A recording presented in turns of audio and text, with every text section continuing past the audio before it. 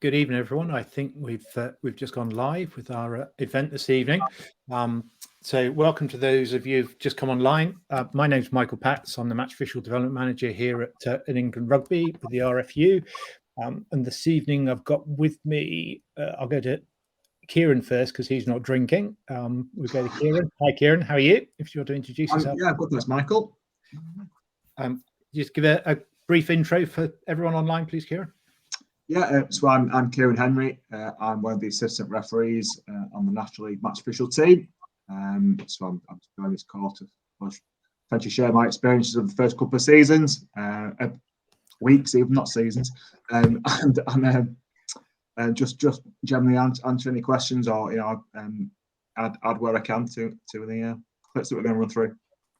Awesome, thanks, Kieron. It's good to be here with you.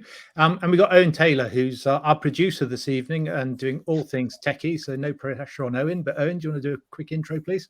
Yeah, evening everyone. You'll be glad to know for those of you who've seen the whistle stop tours, I'll be behind the camera today, so there'll be no smiling from me tonight. Yeah, look, we've got a really great session put together.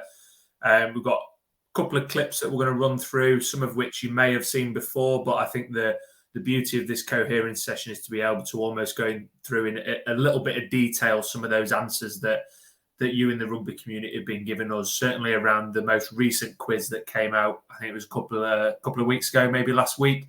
We've had some amazing engagement on that. Thank you. There's tons of people on this call tonight, so I'm sure some of you will have seen that quiz, but we'll certainly get tucked into one of those questions. Awesome, thanks, Owen. Yeah, so as Owen said there, we've got a number of clips, but before we get into those, we're just going to share a couple of slides, if we may, just to really focus where we're starting point this evening, and I'll talk through some of the learnings that we've had over the first couple of weeks, as Kieron alludes to, and just get some experience from him. There is a chat box there, so please add into the chat if you've got any questions, and we'll try and get to those. The session will be recorded and is being recorded, so we'll make it available on demand so people can play it back. And there will be a number of polls we're going to ask people to get engaged with as we go through the evening. Next slide, please, OT.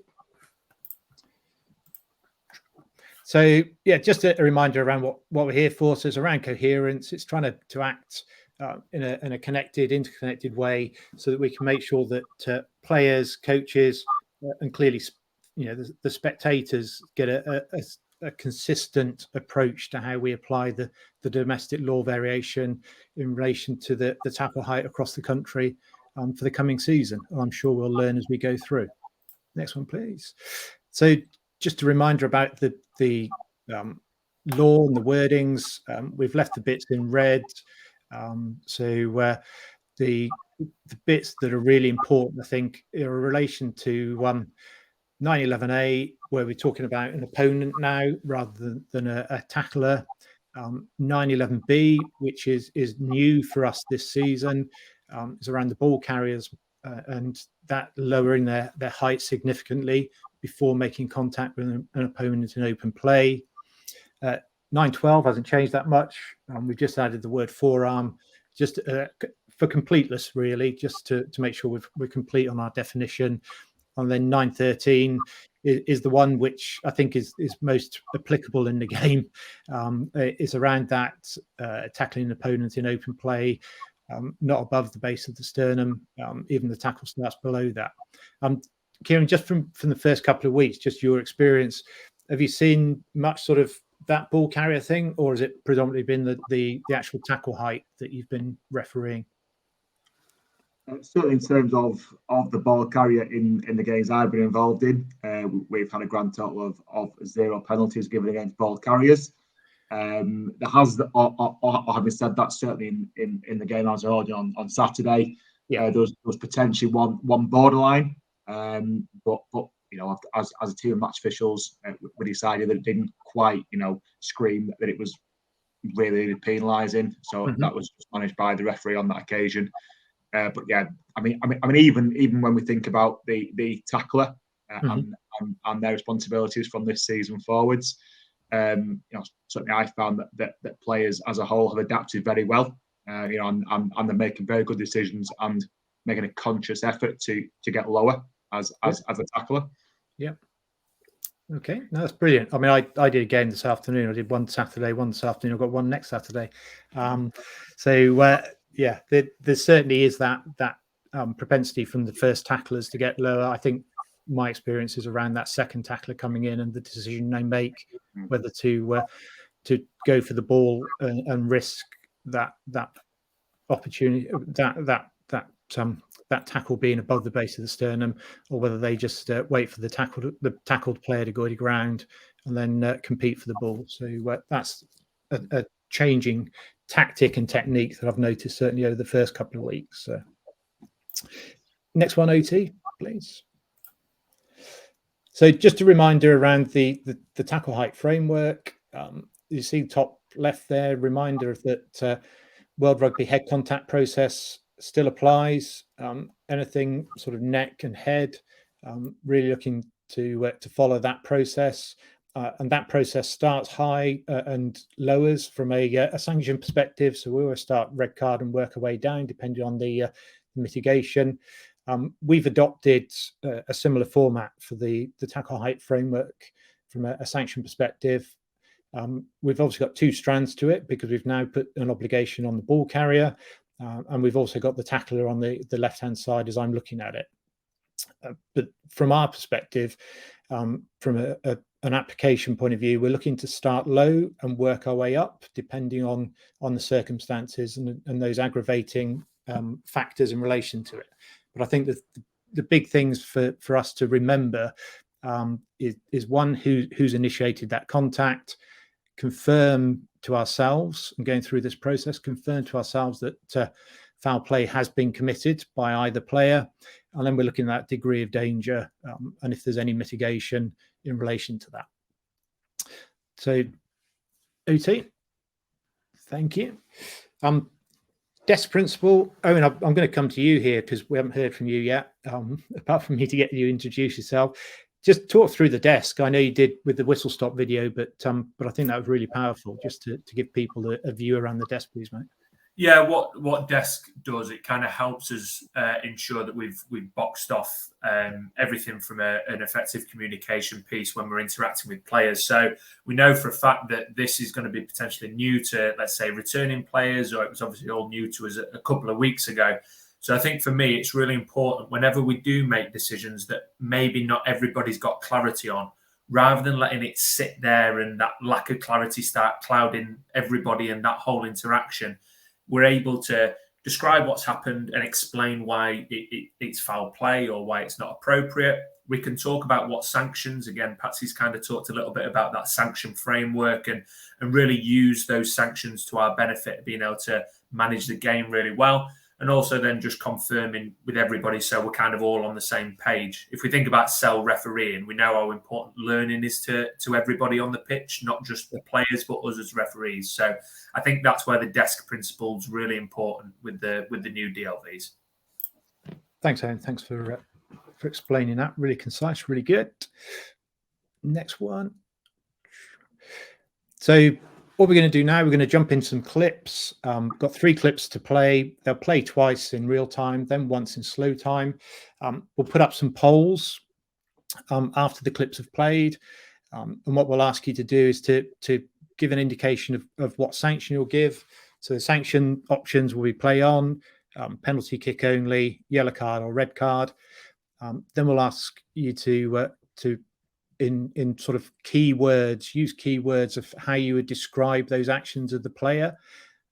So clear line of sight, always illegal, whatever words you might use that sort of support that process that you're going through. And then we'll ask a third question around how confident you are around what you're seeing, sanction being appropriate, and the choice of language that you've got there. Then we'll look at the model answers. It says model answers, but they're agreed outcomes for those the video clips we've got.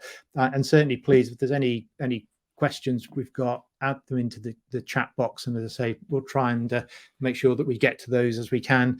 If we can't get to them this evening, we'll certainly try to follow up as well. So.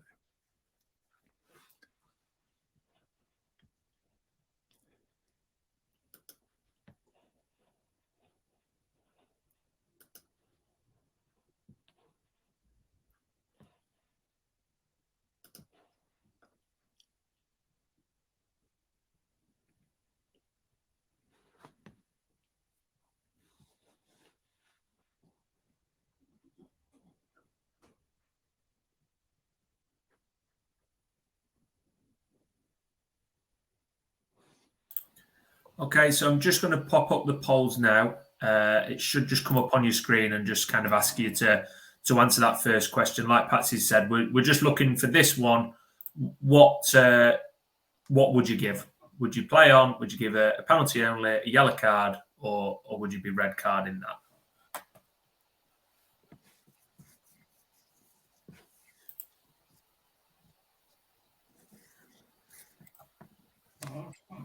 Okay, really, really good. This is all quite exciting, actually. It's the first time that I've used these polls, so it's good to see them. It's good. And you're going to be able to publish them, I hope, aren't you? Hopefully so, yeah. I thought I'd throw a bit of pressure back on you. That's it.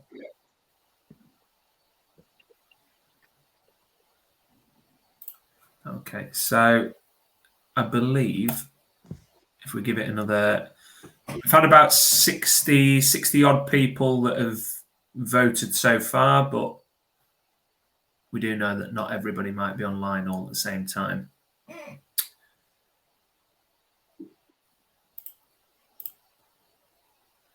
So I'll send through the next question, which talks about what language you would use.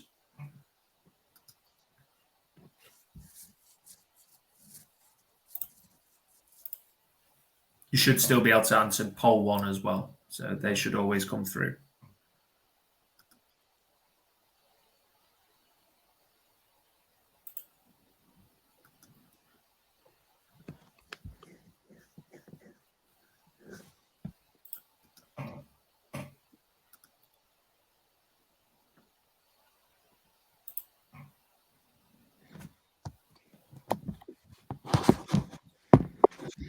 Okay, and we'll just move on to the third one, which talks about that confidence on a scale of kind of 1 to 4, 1 being the least confident, 4 being the most confident.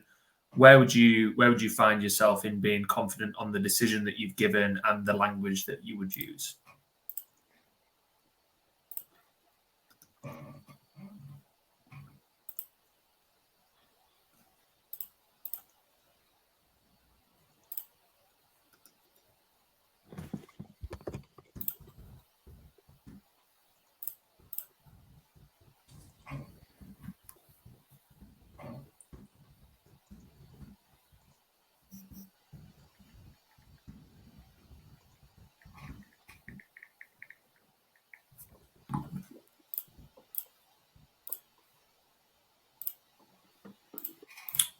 Fantastic. I think what we'll do is because it's obviously it's working its way in slowly but surely. Everything's getting updated. We've now got kind of 100 people that have answered, which it's come through, which is great. I think what we'll do at this moment in time, Patsy, is move on to the agreed outcomes, I think. Okay, no worries.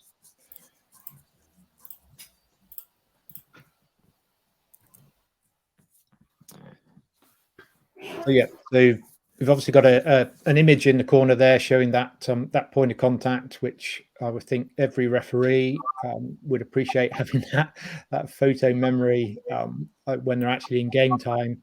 So, first question, as we're talking through from a sanction framework perspective, was there foul play? We're saying yes, there was contact above the base of the sternum. Who's initiated it? So where we think about our sanction framework, initiated by the tackler, the ball carrier made no late and low or change from their stance. Again, the degree of danger, we've gone low here. We're talking about accelerating up into the tackle, but they're bent at the waist, hits up rather than always being upright. So that's the tackler and their motion. Feel that they're in control. Arms are wrapped in an effort that they've put their arms through. Is there any mitigation? Can't see any other mitigation. And then we're suggesting and advising that the sanction will be penalty only. And again, when we're looking at these, let's remember our advantage from the point of view of Law 7. Advantage hasn't changed, so we've got that opportunity to play advantage. As we put here, if the ball carrying side keep possession, then we want that continuity of play, and we should give them that advantage as we would normally. So, Kieron, any sort of observations there? Anything that you would add from a words perspective that you would perhaps use if you were describing that if you gave the penalty, mate? I think, I mean, it is very much obviously about how you explain the decision, players, especially with it being so new. You know, so your vocabulary like, you know, bent to the hips, started legal, became illegal in terms of the height of the tackler, just sort of explains the general emotion, and obviously clearly communicating that you deemed it low danger.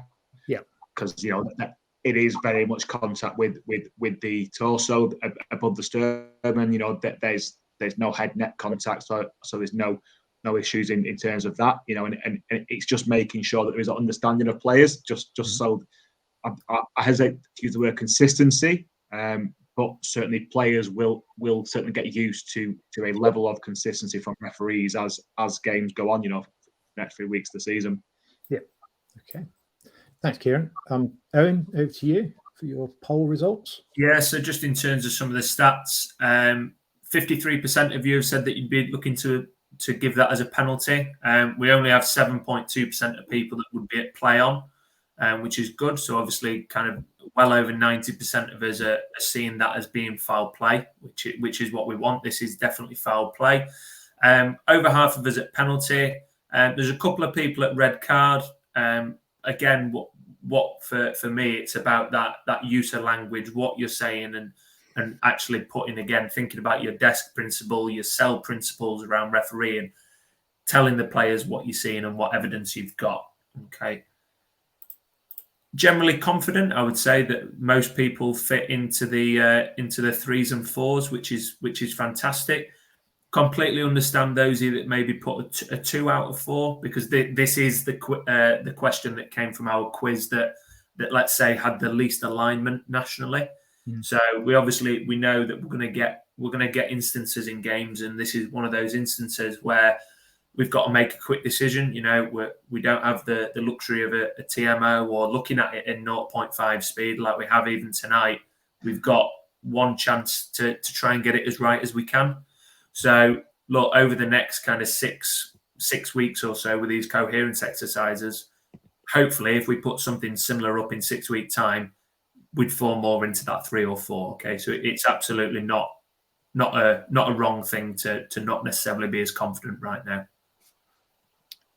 Awesome, thanks, Owen. I think if we go to the next clip, if we can. So make sure people are ready and watching.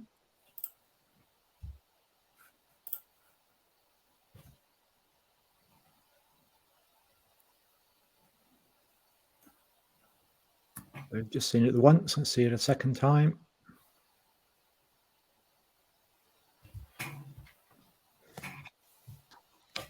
Watch it in half speed.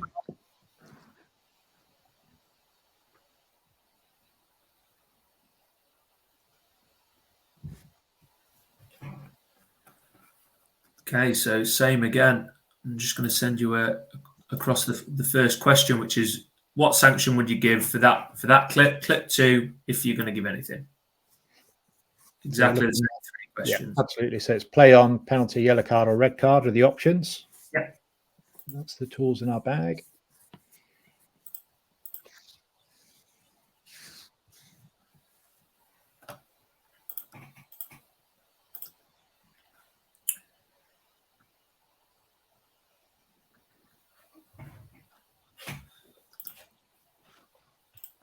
And of course, the follow-up question to that one is, let's think about that language. What words are we going to use? How would we use the word tackle in the poll? Obviously, it's not a tackle because they haven't gone to ground and been held. So how would we describe that?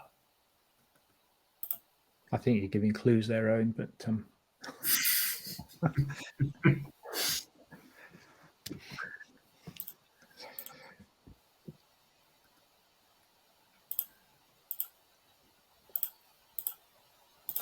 And finally, the last one, again, just our confidence question. So we should have the data should start updating very soon.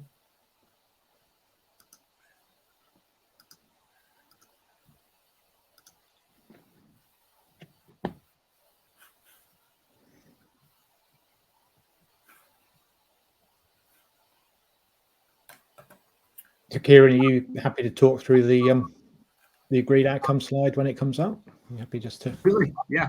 That'd be brilliant if you don't mind. We'll share the load. No problems. So just having a little look at some of the stuff in the chat box around clip 1 as well.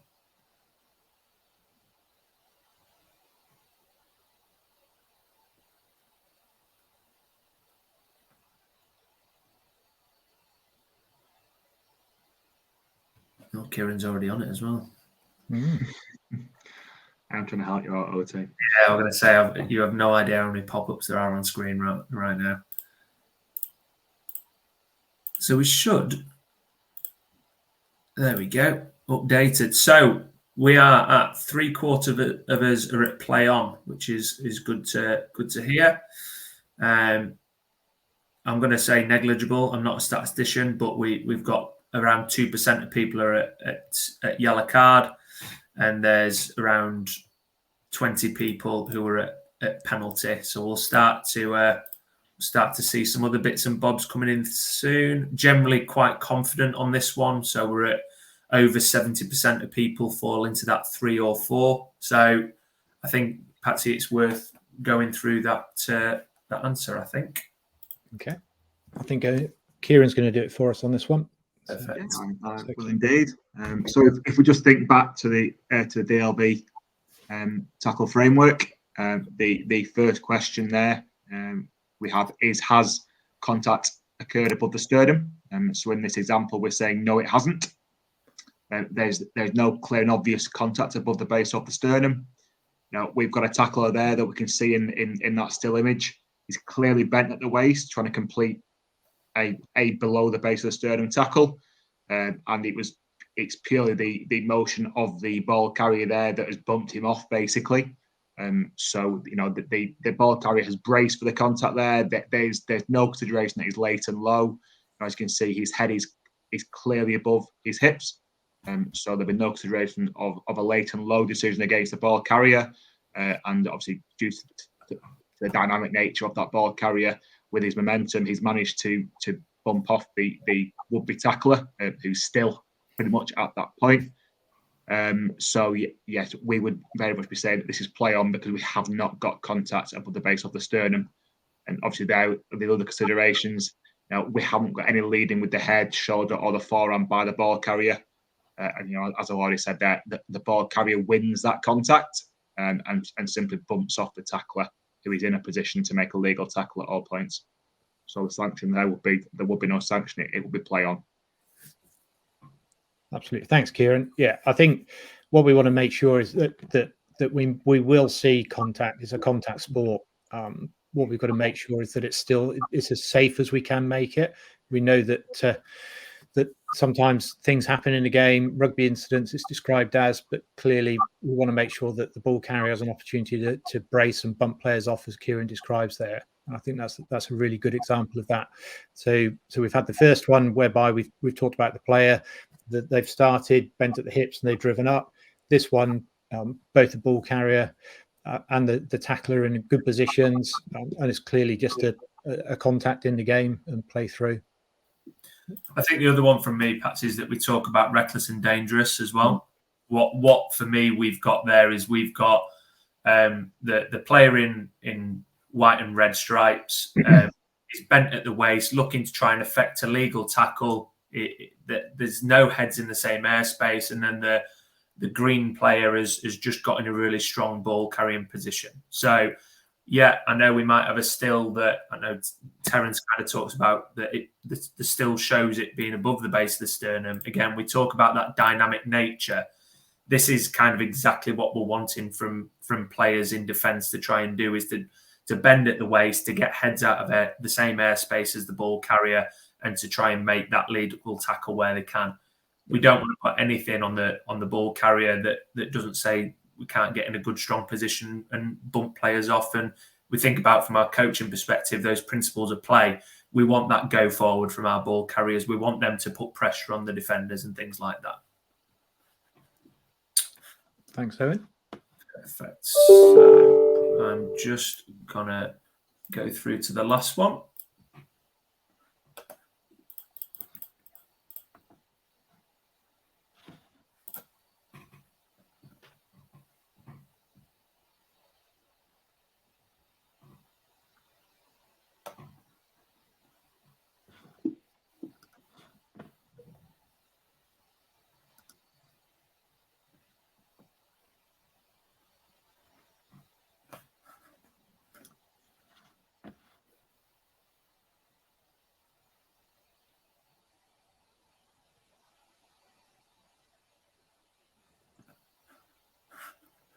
Okay, so again, the poll's going to come out right now.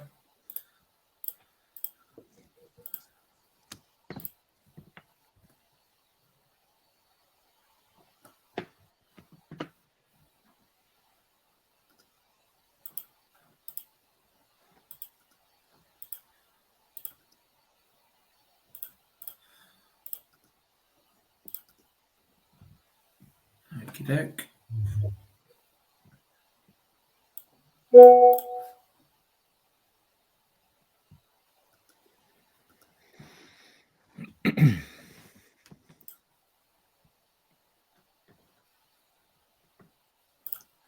Same as usual, I'll send through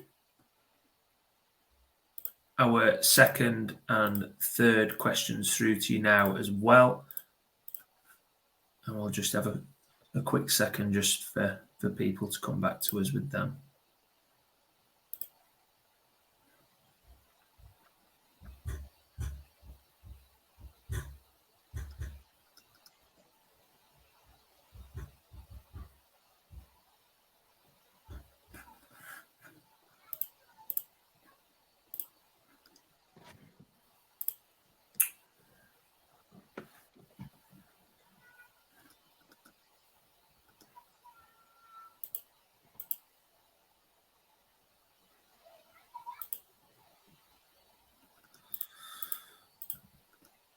Okay, we start to get a few answers in now, which is great.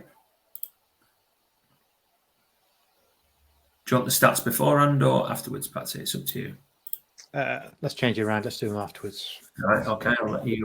By all means, I'll give you a quick 30 seconds for people to get in, and then just had another update, and then we'll go through our final answer. Just move our slides on.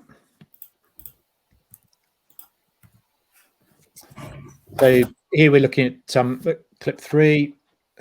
Obviously, as we've said about the image, you can stop an image at whatever point you wish to. So was there foul play? Yep. So yes, there was contact above the base of the sternum from the initial tackler. Second tackler was legal below the base of the sternum, initiated by the tackler, and the ball carrier was no latent low. So looking again at the degree of danger, so talking about the degree of danger, we're looking at low here. The tackler was in control.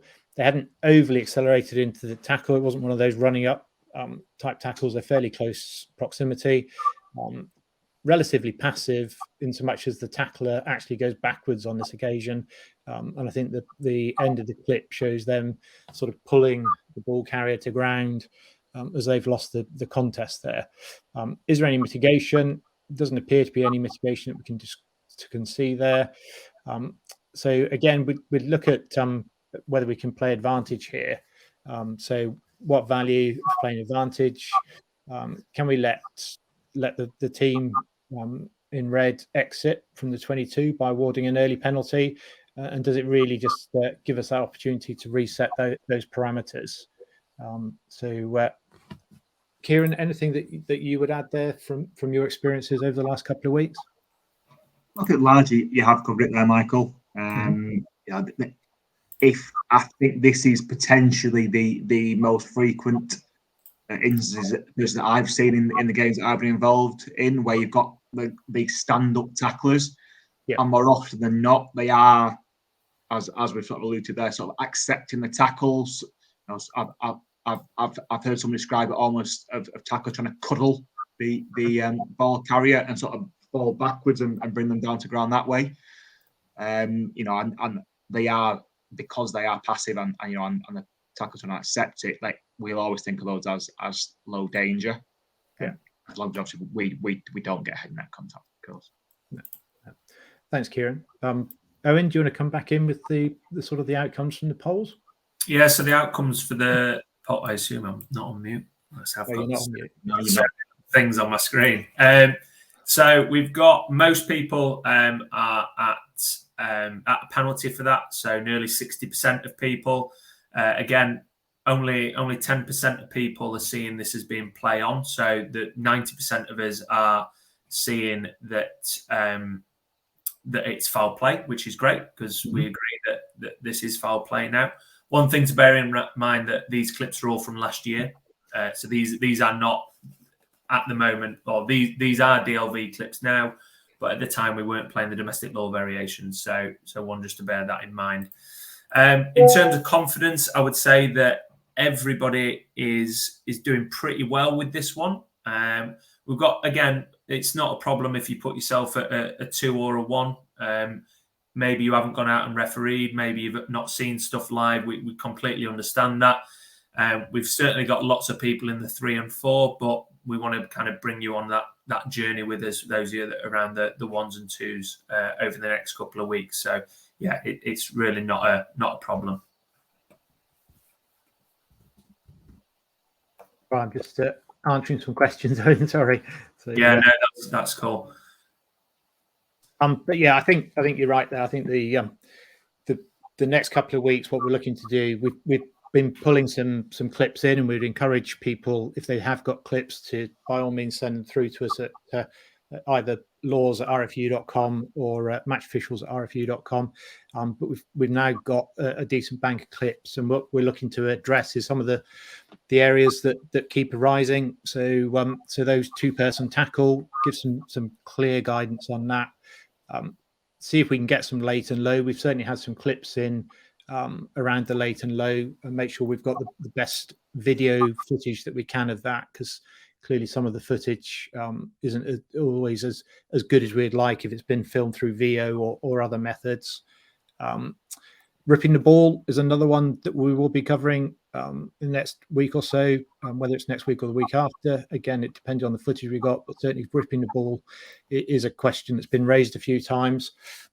That maul in open play around players holding up a player, and I think we've covered the advantage bit, but certainly just to reiterate that Law 7 advantage hasn't changed, and that we apply that to foul play as we would for any foul play in the game. There seemed to be a bit of confusion being occurred over the first couple of weeks around playing a shorter advantage, but that's not the case. If it's advantage for foul play, it's advantage for foul play, depending on the context and how you've played the other advantages in the game that you're officiating. Next slide, OT. So I think just from our point of view, we wanted to keep this to about 35-40 minutes. Just this sort of bite-sized elements to it. We'd certainly recommend the resources that are up on the screen here. Certainly go to the Tackle Height Hub at englandrugby.com and have a look there. There's well over 30 different resources on there, whether it's just for referees, match officials, or whether it's for coaches, players. But there is a plethora of resource available on there. Certainly use the Keep Your Boots On website. We keep updating the toolkits on that. We've got one of our tackle champions on the call tonight with Kieran. Keep tapping into those tackle champions. They've been out there doing an awesome job. 84 of them across the country, with over 4,000 people that they've interacted with. It's just awesome, the amount of work that the guys and girls have been doing up and down the country to try and get the message out there. And certainly, if there's any courses that people are looking to get on, then use that course finder as well. We will be sharing, as I say, we'll make sure that this is up here as an on-demand version, and we'll certainly be putting other messages out through those social media channels. But Kieran, just if I come back to you, I know you do a variety of roles, whether it's refereeing in the middle, whether it's ARing in the national leagues, but anything that you've sort of learnt from and can relate back to the clips we've been showing this evening? I've certainly learned that players are very adaptable. Without being too harsh on certain players that I've interacted with on in previous seasons, I did worry for some of them, but absolutely not. I think this has been widely accepted by everyone now.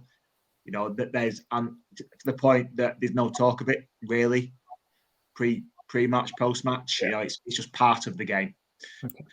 You know, which certainly from our perspective of match officials has been great, because I think we all with a little bit of apprehension at the start of the season as to how it would go, but certainly I think the first few weeks of the season have been fantastic. I mean, you know, in terms of how everyone's just taken it on and basically got on with the game of rugby. And I think, you know, yes, it is early doors, but I think, you know, the results that we've seen in terms of the volume of points has sort of shown that players have adapted and you know, it is a more attacking game. So you know, anything that can add to the spectacle is certainly fine by me.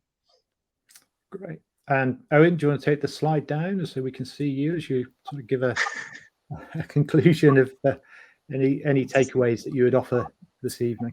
I told you I wasn't going to be on the camera very much tonight. I think I've done quite well. Yeah, look, I mean, from my opinion, I'm about 4 or 5 games in now, and I completely appreciate that a game in National 1 looks very, very different to a game in the Merit Leagues or whatever environment you're in. Funnily enough, I've been reviewing over the last couple of days a game for my society, which is at level 9, so that is counties 3. I think one thing to bear in mind is that the players, in my opinion, are trying to get this right, and I think that that's really important, is to try and work with them.